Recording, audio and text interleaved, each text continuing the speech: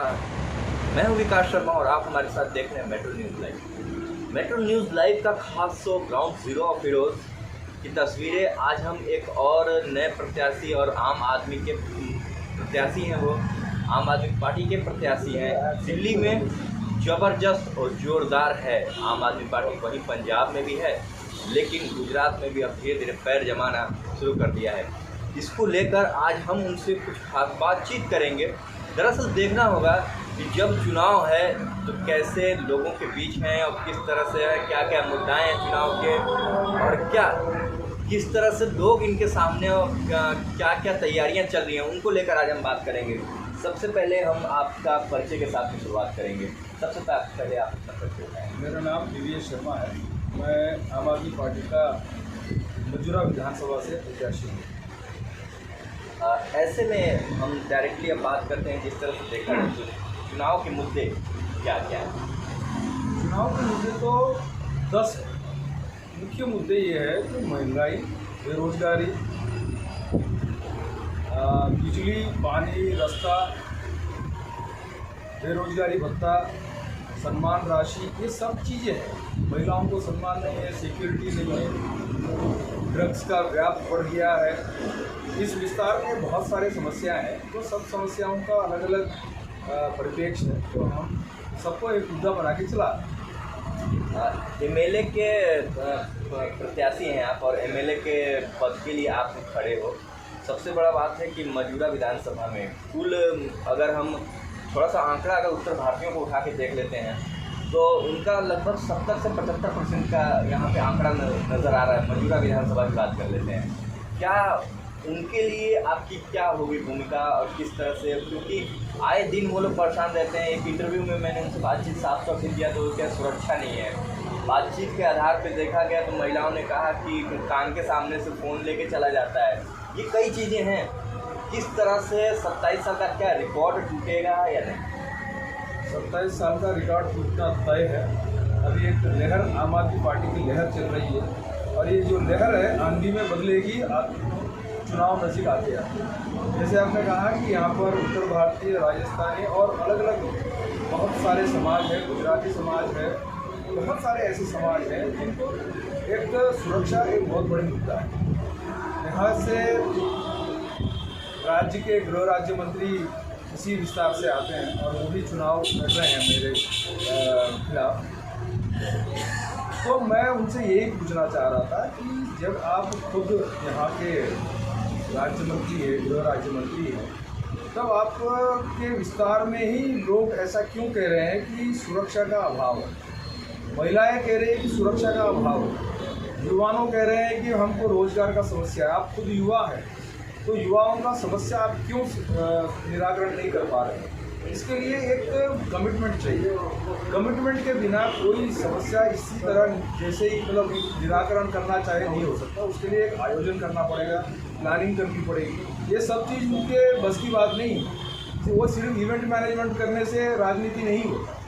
Event management करने से लोगों में एक मीडिया में आप चल जाते हैं, लेकिन प्रजा तक जाना, उनकी समस्याओं का आंकलन करना, उनको समझना, फिर उनको निराकरण के लिए एक आयोजन करना, वो आयोजन को फिर इम्प्लीमेंट करना, ये सब 4 स्टेज में काम करने के लिए तब जाके उनका कोई समस्या का निराकरण होता है। वैसे ही उनको इवेंट मैनेजमेंट कर दिया, आप झंडा उठा के चले दिए, ऐसे मुश्किल है। इसीलिए प्रजा आम आदमी पार्टी की तरफ देख रही है, क्योंकि हम लोगों ने उनको ब्लूप्रिंट दिया है। हम क्या करना चाहते हैं आने वाले समय में, 5 साल में हर चीज़ की हमने उनको मुहैया कराने की। पहले 300 यूनिट बिजली जो गरीब विस्तार में जहाँ पर उत्तर भारतीय समुदाय रहती है, वहाँ के महिलाओं के लिए 1000 रुपया दर महीने का सम्मान राशि भी दिया जाएगा। यदि वहाँ उसमें जो बेरोजगार होंगे उनको 3000 रुपये का भत्ता दिया जाएगा। मोहल्ला क्लिनिक, सबसे ज़्यादा समस्या है कि वहाँ पर स्वास्थ्य का, यदि समझ लीजिए छोटे से छोटा हो या बड़े से बड़ा हो, उनको हर जगह हर चीज़ के लिए उनको दौड़ना पड़ता है सिविल हॉस्पिटल। वहाँ उस मोहल्ले में इतने सारे 30-35 हज़ार एक मोहल्ले में रहते हैं, तो 35 हज़ार के बीच में यदि आप वहाँ पर एक क्लिनिक हो जहाँ पर टेस्टिंग हो, हर चीज़ का बायोलॉजिकल और केमिस्ट्री टेस्ट हो और तुरंत पता लगे कि भाई इनको ये बीमारी है, तो दवा के लिए यदि ज़रूरत पड़ेगी तो बड़ा हॉस्पिटल में जाए। लेकिन हर चीज़ के लिए आपको दौड़ना है, तो सर्दी खांसी बुखार हुआ आप वहाँ दौड़ गए, दस्त हो गए तो आप वहाँ दौड़ गए, तो वहाँ ऑलरेडी प्रेशर हो चुका है। तो इसीलिए ये मोहल्ला क्लिनिक की जो कंसेप्ट है, जो दिल्ली में बहुत सक्सेसफुल रहा है और पूरे दुनिया इसकी तरफ आशा की किरण की तरह से देख रही है, हम इसको यहाँ पर इम्प्लीमेंट करने का पूरा कोशिश करेंगे। क्या बीजेपी घबरा गई है, परेशान है और इस वक्त क्या सोच रही है कि अब केजरीवाल भी कहीं ना कहीं लाइन में है? क्यों ना क्यों देखा जाए कि जिस तरह से कि यूपी विधानसभा में तो नहीं नजर आए केजरीवाल, लेकिन अपने प्रत्याशियों को कहीं ना कहीं खड़े करते हुए नजर आए थे। लेकिन वायदे पे बात करते हैं तो क्या गुजरात से अब बीजेपी घबरा चुकी है? घबरा चुकी है, बौखला चुकी है और जाने की तैयारी भी कर चुकी है। तो इसीलिए वो उनको समझ में आ गया अभी प्रजा इस बार परिवर्तन चाहती है और परिवर्तन की दिशा में ही वो मतदान करेंगे। मुझे पूरा उम्मीद है कि जितने 182 उम्मीदवार हैं, 181 उम्मीदवार बचे हैं अभी, तो उसमें से मेजॉरिटी लोग 100% इस बार परिवर्तन करेंगे और आम आदमी पार्टी को सत्ता पर उठाएंगे और उनकी जो भी समस्याओं का निराकरण आम आदमी पार्टी कर सकती है वो भरोसा करते हैं।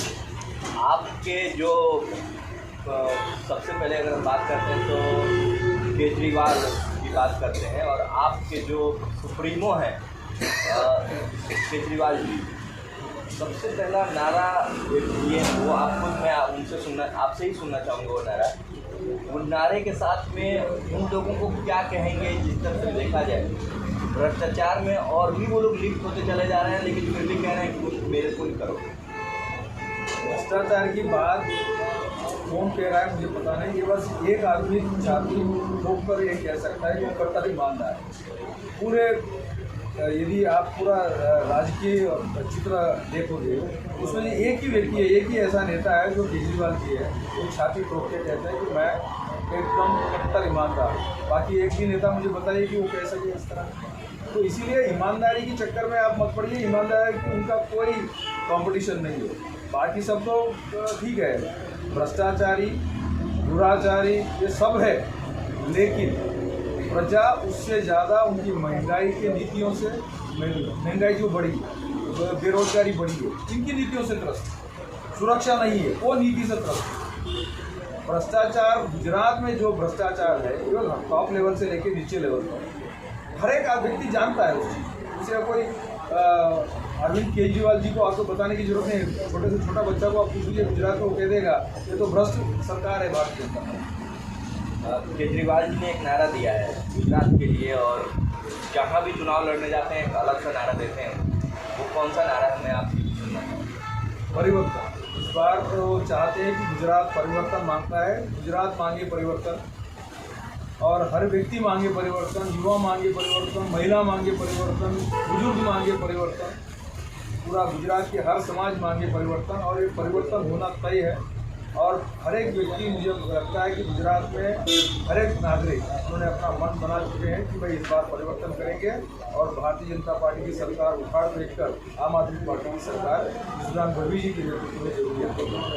ऐसे में 190 सीट में कितना 182 में और कितना आप कवर कर पाएंगे गुजरात के लिए? हम मेजॉरिटी जीतेंगे। मुझे लगता है कि हम मेजॉरिटी में आएंगे और कितने सीट आएंगे क्या आएंगे मेरे पास कोई ऐसी डेटा नहीं है मैं आपको बताऊं, लेकिन माहौल तो एक अंडर करंट, ये एक लहर, एक आंधी जो दिखता है उससे हम जरूर कह सकते हैं कि आम आदमी पार्टी की सरकार बनने वाली है और ये मेजॉरिटी की सीट आम आदमी पार्टी की आएगी। थोड़ा सा अगर हम आपके बायोग्राफी की तरफ चल सकते हैं, सबसे पहले यदि बात किया है तो राजनीति, पढ़ाई और अभ्यास के साथ साथ राजनीति, कैसे आपने सोचा कि मैं जनता का सेवा करूंगा, राजनीति में जाऊंगा, राजनीति से मैंने विधायक का टिकट लूँगा और चुनाव की तैयारी करूँगा? ये कोई सोच के नहीं करता। ये मेरे आराध्य गुरु है चिन्मयानंद जी, मैं उनको मानता हूँ। और जब मैं नौकरी में ज्वाइन करने वाला था, 24 साल का था, जब मैं गया था उनके पास तो उन्होंने कहा कि तुम्हारा रिटायरमेंट एज कितना है? मैंने कहा 60 साल। तो आपके पास 36 साल की एक मजबूती से काम करने की एक शक्ति है आपके पास, तो आप इसमें क्या कर सकते हो। मैंने कहा कि आप जो डायरेक्शन दे, आपका जो भी रहेगा उसमें हम बात करेंगे। उन्होंने कहा 18 साल तुम्हारे लिए, परिवार के लिए, और 18 साल देश के लिए। मैंने उसी दिन कमिटमेंट किया था कि मैं 18 साल मेरे परिवार के लिए काम करूंगा और 18 साल देश के लिए। तो जैसे मेरे 18 साल पूरे हुए, मैंने 42 साल की उम्र में मैंने रिज़ाइन कर दिया जो पोस्ट पे था वो पोस्ट पे से। और फिर इससे पहले ही मैं सोशल सामाजिक सेवा करता ही रहा। जब लेकिन समाज सेवा एक बड़े पैमाने पे करना है, बड़े फलक पर करना है, तो आपको कोई ना कोई राजनीति की सफ़र करनी पड़ेगी। तो उसमें मैंने पहले भारतीय जनता पार्टी का चुना, और जब मुझे लगा कि भारतीय जनता पार्टी अभी ये सक्षम नहीं रही इस काम में, तो मेरे को लगा कि आम आदमी पार्टी में जुड़ना चाहिए और आम आदमी पार्टी में काम करना चाहिए बजाय के। और चुनाव लड़ने का मेरा कोई मन नहीं था। मैं संगठन का आदमी हूँ, संगठन में काम करने वाला था, लेकिन मुझे बोला गया आपको चुनाव लड़ना है और भी मजूरा से। मैंने कहा ठीक है, पार्टी का आदेश है, पार्टी के शिस्तबद्ध सैनिक के नाते मैं जो पार्टी को बोली मैं इससे आया, लड़ रहा हूँ और अच्छी तरह लड़ूंगा। और मुझे मालूम है कि यहाँ की प्रजा मुझे पिछले 30 साल से जानती है और ज़रूर मुझे देखना है। आखिरी सवाल आपसे, सबसे पहले अगर हम बात करते हैं तो देखा जाए तो मौजूदा विधानसभा के वासियों से क्या कहना चाहिए? बस परिवर्तन लाइए इस बार, आप जरूर पहचानेंगे कि ये दो राजकीय पक्षों के बीच के अंतर।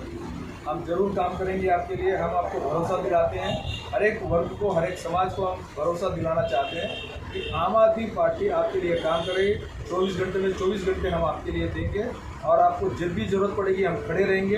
हम दूसरे पार्टियों की तरह भाग नहीं जाएंगे, हम आपके लिए काम करेंगे, आपकी समस्याओं का निराकरण करेंगे। आप हमें भरोसा करिए, हम आपके ऊपर भरोसा करके हम जरूर आपका काम करेंगे। धन्यवाद। आपने देखा कि हमारे साथ में मजूरा विधानसभा के पीवीएस शर्मा थे हमारे साथ में। 165 से मजूरा विधानसभा के प्रत्याशी हैं। और वैसे भी अगर बात किया तो चुनाव का समीकरण क्या कहेगा और ईवीएम पर बटन कब और किसका दबेगा, ये देखने की बातें होंगी। कैमरा पर्सन दीपक के साथ विकास शर्मा, मेट्रो न्यूज़ के लिए गुजरात।